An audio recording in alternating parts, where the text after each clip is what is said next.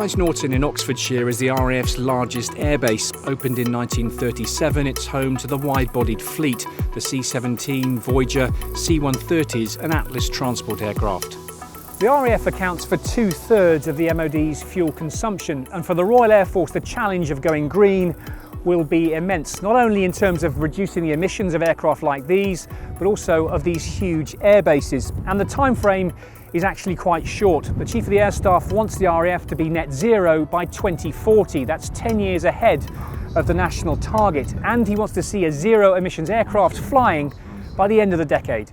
The net zero ambition for the Royal Air Force is something that I, in my time as Chief of the Air Staff, have felt that this is the moment where the leadership of the Royal Air Force has got to take this seriously.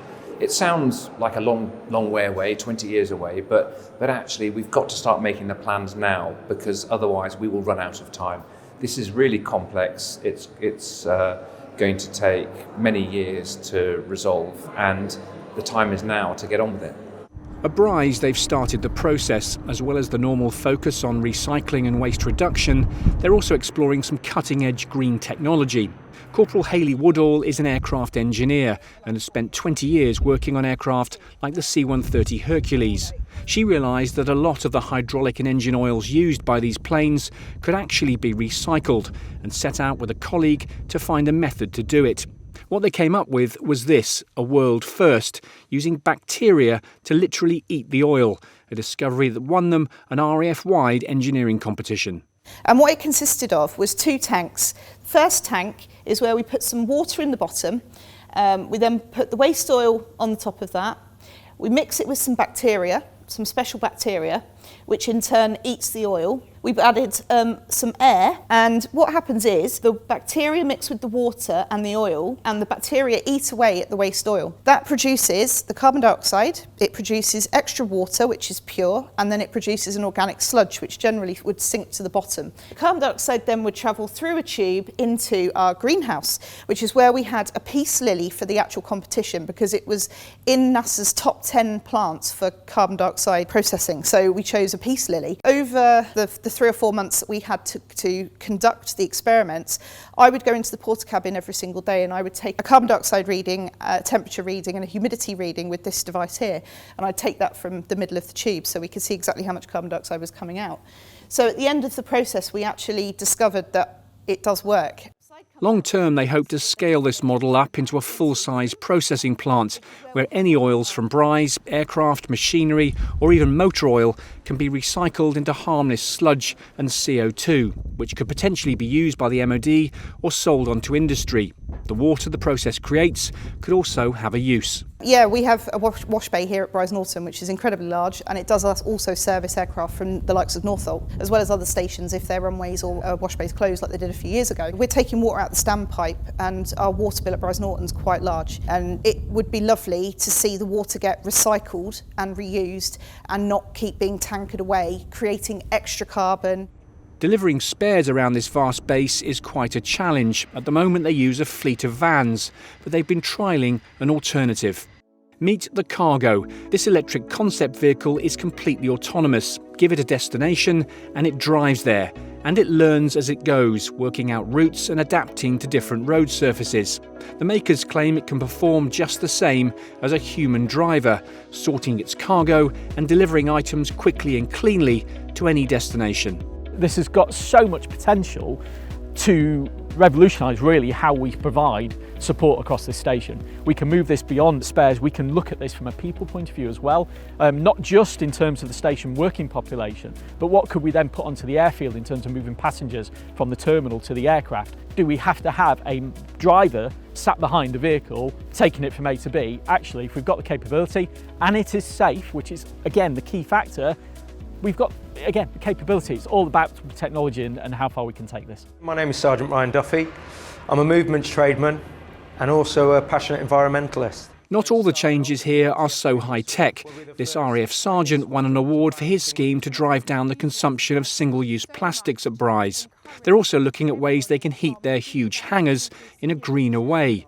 The station commander here is also an engineer, and she's putting sustainability front and centre in everything they do. So if you came back to Brize Norton in 2040, I would like to think that you saw a redeveloped estate that was sustainable, that we were using synthetic aviation fuel or even the successors to that, that Project Picasso, which is our bioprocessing plant, was something that was in full use here and beyond, and that we had a deployable version. So when we deploy somewhere, we're able to make sure that we reduce our carbon footprint down route as well.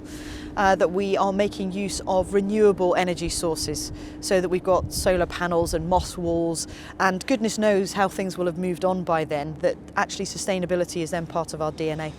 Of course, for the RAF, reducing its use of fossil fuels is where the biggest cuts need to come, but it still needs to balance that against capability. Things are already changing.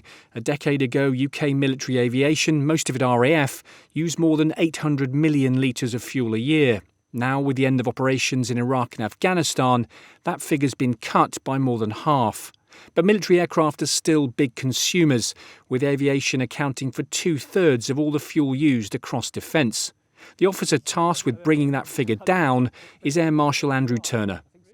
What is the definition of net zero for the Air Force? This balance between capability and being green. Capability, I would guess, is going to come first. Yeah, but I don't see them being mutually exclusive. So we're aiming at net zero. That is to say, no offsets, no purchases, no carbon credits, but removing carbon and fuel burn from our aircraft by going to synthetic and sustainable fuels, by generating green power for the grid so we're not burning anything on base, by pushing that back down through the supply chain to make sure our suppliers and industry are following suit, and many of them already started that route, and then by shifting the way we think and act and operate to a carbon considering service at origin. So whether it's about diet or travel or any other implications that might have a carbon impact, we should be thinking about it as one of the factors. So I don't see this as an exclusive to capability and winning on operations or sustainability. I think we can win, which we routinely do, and generate a net zero service. South and request frequency change price radar 124. The RAF is already investing in research to make this fuel transformation happen. This aircraft, taking off from Kemble in Gloucestershire, was the first in the world to fly on fully synthetic fuel. At the controls was an RAF test pilot. The fuel it uses was made by synthesising carbon dioxide captured from the atmosphere and hydrogen extracted from water. The RAF's Rapid Capabilities Office worked on the project with Zero Petroleum, a private company founded by veteran Formula One designer Paddy Lowe and financially backed by former world champion Damon Hill. This flight earning the RAF a place in the Guinness Book of World Records. RAF engineers have also been evaluating this, the Pipistrel Velis, the world's first fully certified electric plane. Most of our aircraft now are already cleared for a 50-50 mix, a blend of conventional fuel and synthetic fuel, and that's growing to 80% and then not far off to 100%. And at that point, we will have pretty much removed the carbon burn from our normal operations outright. So we need to move faster. The challenge for us today in going quicker are twofold, really. One, the availability of synthetic fuels is relatively low, which means the price point is quite high. So we need a greater movement by commercial aviation, general and military aviation towards synthetic fuels, and that will reduce the price point. The second part is that we need to make these fuels move from synthetic to sustainable. So synthetic fuels still burn carbon, but the sustainable fuels don't. And we've got some very interesting scientific projects that we're financing today that will move us thoroughly and fundamentally into sustainable fuels, not just synthetic fuels. Going green isn't without its complications, though. For the RAF, it's thrown up some interesting technical hurdles. Perched on a bleak hilltop overlooking the Northumberland coast is Raf Brisley Wood. Inside its distinctive golf ball dome, one of the UK's most important defensive assets.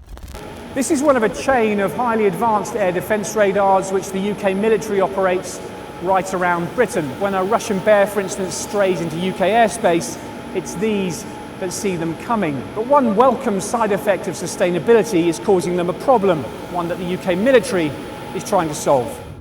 And these are the issue. While Britain's growing wind energy sector is great for the environment and jobs, they're causing an unfortunate side effect for the RAF, radar interference.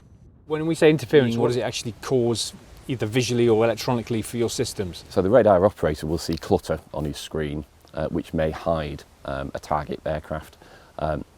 And the way the computers work, it may also mean that it creates false tracks or it loses tracks. So it both hides what you want to see and shows things that you don't want to see at the same time. And that's partly because the wind farms tips are moving, and some of the ways that we take out that clutter is by identifying whether things are moving or not on the radar and taking out those things which aren't, trees and the like. So the fact that the wind farms have both large physical elements and large turning elements makes it much more difficult for the normal radar processing to solve the problem for us. The RAF is now working with industry to try and solve the problem. They think they've found some solutions for now. The challenge is finding longer-term technology that will be able to deal with the much larger wind farms the UK is going to build in the future. Overall, though, these problems are far outweighed by the RAF's green ambition. Personnel like Hayley leading this cultural shift, creating a world-beating air force that's just as lethal to its adversaries, but far less damaging to the planet. Simon Newton, Forces News, RAF Brize Norton. If you enjoyed this video, don't forget to like and subscribe to our channel.